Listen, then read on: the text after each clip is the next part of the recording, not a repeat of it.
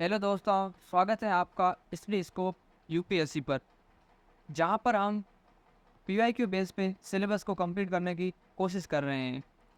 आज हम जो गवर्नेंस का सब टॉपिक है ई गवर्नेंस, उसके जितने भी क्वेश्चन पिछले 30-40 साल के अंदर आ रखे हैं उनको हम यहां पर एड्रेस करेंगे। तो चलते हैं क्वेश्चन पर।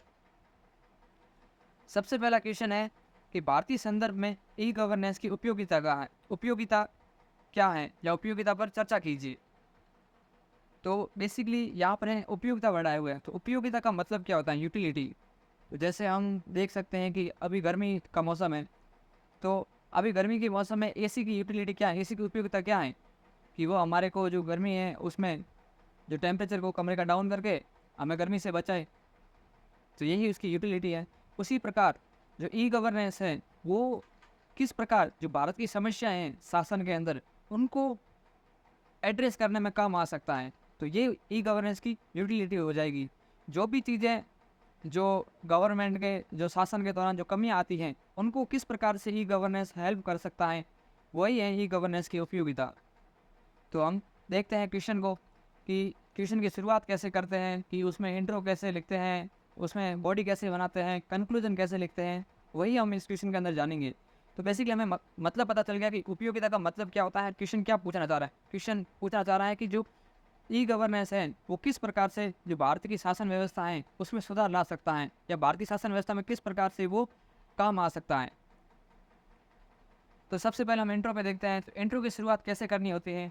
तो इंट्रो हम कई प्रकार से स्टार्ट कर सकते हैं। जैसे कि हम ई गवर्नेंस की परिभाषा से स्टार्ट कर सकते हैं, या फिर कोई फेमस पर्सनालिटी होती हैं जिन्होंने कुछ कह रखा होता है ई गवर्नेंस के बारे में, जहाँ मैंने यहाँ पर मोदी जी के बारे में लिख रखा है कि मोदी जी ने बोला है कि ई गवर्नेंस का मतलब आसान, प्रभावी, किफ़ायती और पर्यावरण अनुकूल शासन है। उसी प्रकार से हम अगर क्वेश्चन आ रखा है कि ई गवर्नेंस कैसे भारत के अंदर प्रभावी नहीं है, या भारत में ई गवर्नेंस में क्या कमियां हैं, तो इस प्रकार का अगर कमियों के बारे में क्वेश्चन आए तो हम इस इंडेक्स को कोड कर सकते हैं और सीधा बता सकते हैं कि हाँ वाकई में अगर भारत की रैंक नीचे है तो ई गवर्नेंस सही रूप से क्रियान्वित नहीं हो पा रहा, कि शासन में ई गवर्नेंस सही से क्रियान्वित नहीं हो पा रहा है। तो यहाँ पे बेसिकली परिभाषा में एक वर्ड आता है आईसीटी, यानी कि ई गवर्नेंस का अर्थ ही होता है कि शासन में आईसीटी का यूज़ करना, सूचना एवं संचार प्रौद्योगिकी। सूचना एवं संचार प्रौद्योगिकी का अर्थ क्या होता है? आईसीटी का बेसिकली मतलब होता है कि जो डेटा होता है उसको एक जगह एकत्रित करना, उसका उसको संग्रहित करना, और उसको किस प्रकार से यूज़ दिया जा सकता है उसके लिए उसको प्रोसेस करना, और उस डेटा को संचार तकनीकों के माध्यम से, इंटरनेट के माध्यम से, या वाईफाई के माध्यम से, या नेटवर्क के माध्यम से किस प्रकार से हम उसको यूज कर सकते हैं, वही है आईसीटी। तो बेसिकली हम परिभाषा से स्टार्ट कर सकते हैं। और फिर इसमें पूछा क्या गया है, उपयोगिता पूछी है। तो उपयोगिता में हम पहले बता सकते हैं कि ज़रूरत क्यों है इंडिया के अंदर, कौन सी परिस्थितियाँ हैं जो ई गवर्नेंस को भारत में लाने के लिए मजबूर कर रही हैं। तो यहाँ पर हम देख सकते हैं कि जो भारत का आकार है, जनसंख्या है वो अधिक है, आकार बड़ा है और विविधता बहुत ज़्यादा है। तो उसको आइडेंटिफाई करने के लिए गवर्नमेंट प्रत्येक विविधता वाले प्रत्येक व्यक्ति तक, जो जनसंख्या में अधिक है उसमें प्रत्येक व्यक्ति तक कैसे पहुंच पाए। तो यह फेस टू फेस तो संबंध है नहीं कि गवर्नमेंट का आदमी जाए और जनता से मिले। तो इसको हम नेटवर्क के माध्यम से या किसी ऐप के माध्यम से जो सरकार है वो सीधी जनता तक पहुंच सकती है। तो इस प्रकार से जो बड़ी जनसंख्या वाले भारत देश है उसमें सरकार का जुड़ाव जनता से ई गवर्नेंस के माध्यम से हो सकता है। उसी प्रकार भारत के अंदर क्या है, भ्रष्टाचार अधिक है, भ्रष्टाचार ज़्यादा है। तो भ्रष्टाचार अधिक है, भ्रष्टाचार का कारण यही है कि जो जो गवर्नमेंट की जो पॉलिसीज आती हैं जो जनता तक पहुँचाने में, उसमें बहुत सारे सिविल से मिडिल मैन के रूप में होते हैं। तो वहीं पर वो भ्रष्टाचार को एक देखा जाता है। तो अगर ई गवर्नेंस आएगा तो सरकार सीधी जनता से जिस प्रकार से डीबीटी के माध्यम से जुड़ी है उसी प्रकार से जुड़ पाएगी, और जो जो समस्याएं हैं उनको एड्रेस कर पाएगी। उसी प्रकार जो राजीव गांधी जो हमारे पूर्व प्रधानमंत्री, उनका डायलॉग था और उन्होंने कहा था कि जैसे जो अगर सरकार एक रुपये अगर किसी व्यक्ति के लिए अलोकेट करती हैं तो वो व्यक्ति तक पहुँचते पहुँचते 10 पैसे में बदल जाता है। जो 90 पैसे होते हैं बीच में, वह बीच में जो मिडिल मैन होते हैं, जो सिविल सेवक होते हैं, जो प्रशासक होते हैं, उनके द्वारा निगल लिए जाते हैं। तो ई गवर्नेंस के माध्यम से सरकार सीधा जनता से जुड़ के जो ये बीच का जो भ्रष्टाचार है या मिडिल मैन वाला जो भ्रष्टाचार, इसको कम किया जा सकता है। तो ये आवश्यकता को बताता है।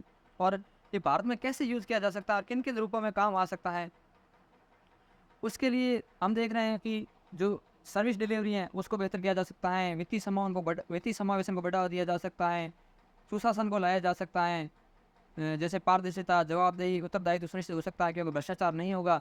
तो ये सब चीज़ें सुनिश्चित की जा सकती हैं और लास्ट माइल तक सेवा की डिलीवरी की जा सकती है। सुशासन का अर्थ यही होता है कि जो समाज के अंदर जो सबसे निम्नतम तबके वाला व्यक्ति होता है वहाँ तक सरकार की जो नीतियाँ हैं वो पहुँच पाए, वही सुशासन है। तो इसके माध्यम से सुशासन की स्थापना की जा सकती है और संसाधनों का उच्चतम उपयोग किया जा सकता है। कैसे? जैसे कि पहले जैसे था कि 1 रुपये गवर्नमेंट एलोकेट करती तो बीच में पहुँचने पर कितने व्यक्तियों को रखना पड़ता था, तो उनकी जो कॉस्ट होती थी वो कम की जा सकती है। जैसे सीधा गवर्नमेंट सरकार जो होती है वो जनता से जुड़ जाएगी और जनता को सीधे डीबीटी के माध्यम से पैसे ट्रांसफर कर देगी, तो जो कॉस्ट आ रही थी वो कम हो जाएगी, तो संसाधनों का जो बेहतर उपयोग हो पाएगा और शिकायत निवारण तंत्र बेहतर हो पाएगा। शिकायत निवारण तंत्र किस प्रकार बेहतर हो पाएगा? जैसे हम देखते हैं, हम रेलवे में ट्रैवल करते हैं, तो अगर हमारे को रेलवे में कोई परेशानी आ रही है तो हम जो रेलवे का ट्विटर अकाउंट है वहाँ पर उसको वहाँ पर ट्वीट कर सकते हैं और रेलवे का जो भी कर्मचारी होता है वो हमारे पास शीघ्र आकर हमारी परेशानी का समाधान कर सकता है। तो इस प्रकार से जो ई गवर्नेंस है वो शिकायत निवारण में काम आ सकती है। प्रशासन, न्याय व्यवस्था, राजनीति, इन सबको भी दक्ष बनाया जा सकता है। जैसे ई कोर्ट्स हो गए, फास्टर कोर्ट्स हो गए, उसके माध्यम से जो जल्दी से सुनवाई की जा सकती है। जो भारत के अंदर केस जो बहुत अधिक पेंडिंग है उनको एड्रेस किया जा सकता है। इस प्रकार जो है ई गवर्नेंस की उपयोगिता सिद्ध की जा सकती है। तो यहाँ पर बेसिकली पूछा ये गया था कि उपयोगिता क्या है, तो हम यहाँ पर पूर्ण रूप से क्वेश्चन को एड्रेस कर पा रहे हैं। आप इस स्लाइड को रोक कर ये आंसर है पूरा पढ़ सकते हैं। यहाँ पे एग्जाम्पल भी लिखे गए हैं पूरे, तो आप एग्जाम्पल को भी देख सकते हैं किस प्रकार से एग्जाम्पल कोड किए जा सकते हैं। और कंक्लूजन में क्या होता है कि हमें देखना होता है प्रोग्रेसिव वे के अंदर कि भाई कैसे जो है इस उपयोगिता को और बेहतर बनाया जा सकता है, क्या सुझाव दिए जा सकते हैं, या फिर जो फंडामेंटल राइट्स हैं या मूल कर्तव्य हैं या जो डीपीएसपी हैं उनको कोड किया जा सकता है। एसडीजी के जो 17 गोल है उनमें से किसी को कोड किया जाता है जो अगर उस क्वेश्चन के हिसाब से जो सूटेबल हो। इस प्रकार से हम इस क्वेश्चन को एड्रेस कर सकते हैं। दूसरा क्वेश्चन सीधा सा है कि ई गवर्नेंस से क्या आप क्या समझते हैं, इसमें सीधे से पूछा गया है और ये 2004 का क्वेश्चन है। उस टाइम 2 नंबर के भी क्वेश्चन भी आया करते थे, छोटा क्वेश्चन था।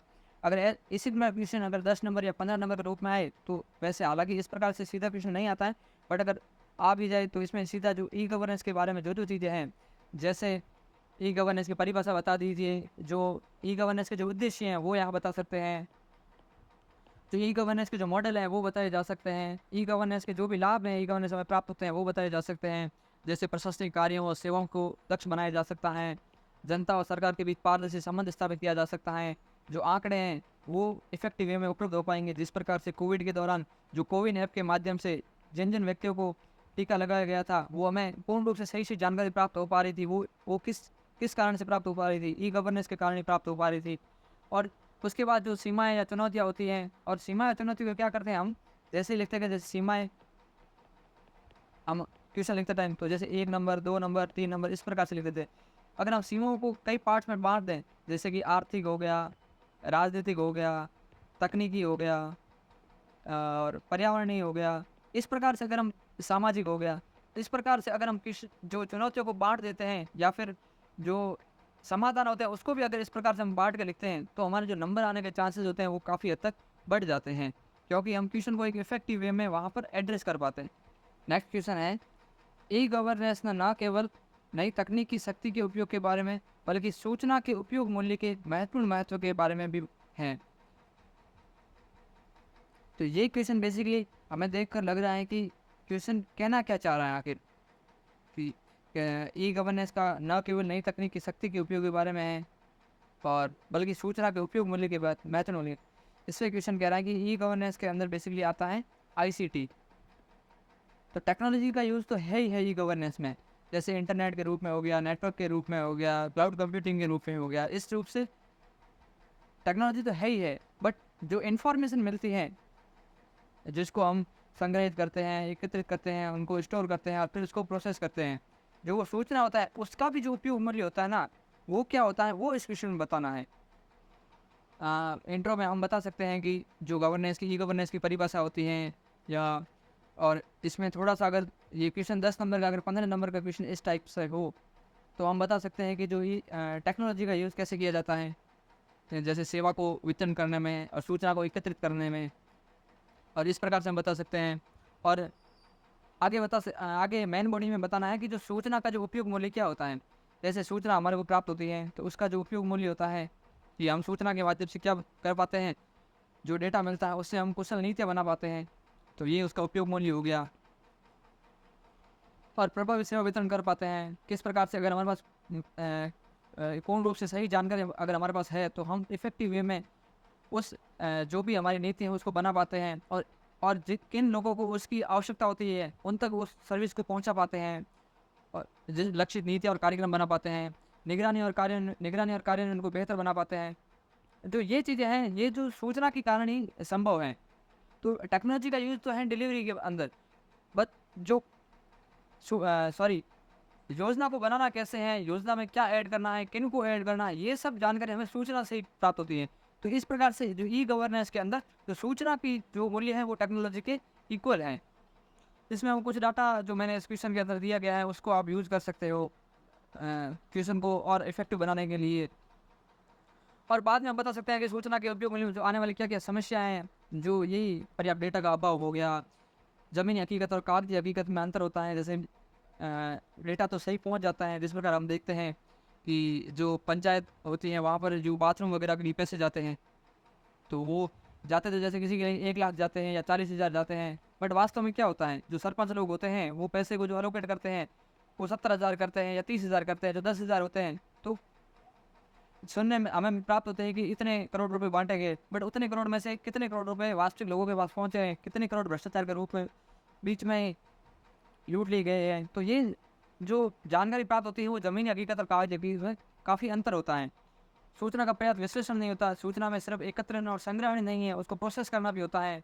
तो उसमें प्रोसेस करने के लिए उसमें विश्लेषण होना चाहिए, विशेषज्ञ बैठने चाहिए, वो उसमें अभाव देखा जाता है। और हमारे पास जो सूचना आती है उसको आज के साइबर टेक्नोलॉजी के युग में उस लोगों की गोपनीयता की सुरक्षा करने का मुद्दा भी हमारे सामने आता है। और डिजिटल डिवाइड भी है, जैसे सूचना को जो प्राप्त करने के लिए नेटवर्क का यूज़ करना पड़ता है, टेक्नोलॉजी का यूज़ करना पड़ता है, लेकिन गाँव तक पर्याप्त रूप से इंटरनेट डेटा वगैरह की एक्सेस नहीं है। और जो आगे की राह अगर हमें इसमें बतानी हो तो जो समस्या है उसका उल्टा कर दीजिए, वो आगे की राह बन जाती हैं, और कंक्लूजन के अंदर फ्यूचरिस्ट अप्रोच के साथ हम इसको ख़त्म कर सकते हैं। जैसे यहाँ पे है कि सूचना की शक्ति का उपयोग करके ई गवर्नेंस भारत में प्रभावी और कुशल शासन प्रथाओं को चला सकता है। नेक्स्ट क्वेश्चन हम देख रहे हैं कि सूचना और संचार प्रौद्योगिकी आधारित परियोजनाएं जो है आमतौर पर कुछ महत्वपूर्ण कारकों के रूप में प्रभावित हैं। इन कारकों की पहचान करें और इनके प्रभावी क्रियान्वयन के लिए उपाय सुझाएं। तो इस क्वेश्चन के मेनली 2 पार्ट हैं, तो हमें क्वेश्चन के हर पार्ट को पकड़ना आवश्यक होता है। इस क्वेश्चन के पहला पार्ट है कि कारक कौन कौन से हैं और उन कारकों का प्रभावी कार्यान्वयन के लिए क्या क्या उपाय किए जा सकते हैं। तो इन 2 पार्ट को हमें लिखना है। इंट्रो में इसमें हम ई गवर्नेंस में जो भारत के इंडेक्स हैं वो क्यों है पीछे, उसका कारण दे सकते हैं। जैसे यहाँ पूछा है कि कुछ मतलब जो ICT का यूज़ है वो इफेक्टिव रूप से नहीं हो पा रहा है, तो हम उसके माध्यम से शुरुआत कर सकते हैं इंट्रो की, और मेन बॉडी में कारण और उपाय लिख सकते हैं, और इस प्रकार से कंक्लूजन के बाद में बता पॉजिटिव अंत कर सकते हैं। तो यही मतलब मैं इसमें यही समझाने का ट्राई कर रहा हूँ क्वेश्चन को कैसे एड्रेस करना है। अब क्वेश्चन में जो डेटा है वो आप क्वेश्चन को स्लाइड को स्टॉप करके पढ़ सकते हैं, यहाँ पे जो डेटा यहाँ पर यूज़ किया गया है, और जो उपाय भी यहाँ अवसंरचना निर्माण, मानव पूंजी निर्माण, जो चीज़ें हैं आप यहाँ पर देख सकते हैं। और कंक्लूजन में कनेक्टिविटी मतलब कंक्लूजन उस टाइप से भी एंड कर सकते हैं। हाँ, गवर्नमेंट प्रयास कर रही है इफेक्टिव वे के अंदर, जैसे जो कनेक्टिविटी बढ़ाने के लिए जो भारत नेट ब्रॉडबैंड सर्विस है उसके लिए गवर्नमेंट प्रयास कर रही है, प्रत्येक पंचायत को जोड़ने का प्रयास कर रही है। डिजिटल साक्षरता बढ़ाने के लिए PMG दिशा जो प्रत्येक भारतीय को डिजिटल रूप से साक्षर बनाना है उसके लिए सरकार प्रयास कर रही है। अन्य प्रयोग भी जैसे मेक इन इंडिया होगी, स्किल इंडिया होगी, इस प्रकार से गवर्नमेंट को ये बताना है कि हाँ सरकार प्रयास कर रही है, कुछ ये कमियाँ हैं बट सरकार इन कमियों को दूर करने का प्रयास भी कर रही है। इस टाइप से हम अपना कंक्लूजन उत्तर को ख़त्म कर सकते हैं। नेक्स्ट क्वेश्चन हम देख रहे हैं कि जो चौथी औद्योगिक क्रांति है डिजिटल 4IR, उसके उद्भव से सरकार के अभिन्न अंग के रूप में ई गवर्नेंस की शुरुआत की है। तो बेसिकली चौथी औद्योगिक क्रांति के अंदर है क्या? यही है, आर्टिफिशियल इंटेलिजेंस हो गई, क्लाउड कंप्यूटिंग हो गई, रोबोटिक्स हो गया, ड्रोन हो गया, जो इन चीज़ों पर नई नई टेक्नोलॉजी और ऐड हुई है। तो इन टेक्नोलॉजी के यूज़ से ही ई गवर्नेंस संभव हुआ है।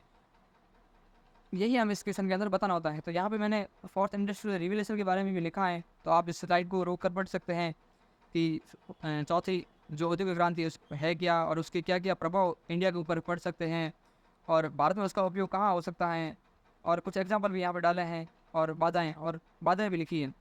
तो हम क्वेश्चन पर वापस आते हैं कि क्वेश्चन जो है उसमें हम क्वेश्चन में शुरुआत कर सकते हैं कि जिस चौथी औद्योगिक क्रांति की परिभाषा के साथ शुरुआत कर सकते हैं, और ई गवर्नेंस और चौथी औद्योगिक क्रांति कैसे संबंधित है उसके साथ हम इस उत्तर को शुरू कर सकते हैं। उसके बाद हम बता सकते हैं कि चौथी औद्योगिक क्रांति से डिजिटल पहुंच बढ़ी है, और अब सरकार जो शासन में ई गवर्नेंस का प्रयोग जो अधिक क्षेत्रों में कर रही है और अधिक क्षमता के साथ कर रही है, तो ये कैसे संभव हो पाया है? ये ही जो चौथी औद्योगिक क्रांति है उसके कारण ही संभव हो पाया है। तो इस प्रकार से हमें क्वेश्चन को मेनली जो जो कीवर्ड है क्वेश्चन का, जो चौथी औद्योगिक क्रांति, उसके बेसिस पे बताना है कि चौथी औद्योगिक क्रांति के कारण जो ई गवर्नेंस है वो कैसे संभव हो पाया है, कि चौथी औद्योगिक क्रांति ने ऐसा क्या किया है जिसके कारण गवर्नमेंट ने हर क्षेत्र के अंदर ई गवर्नेंस का उपयोग करना स्टार्ट कर दी है, शुरुआत कर दी है।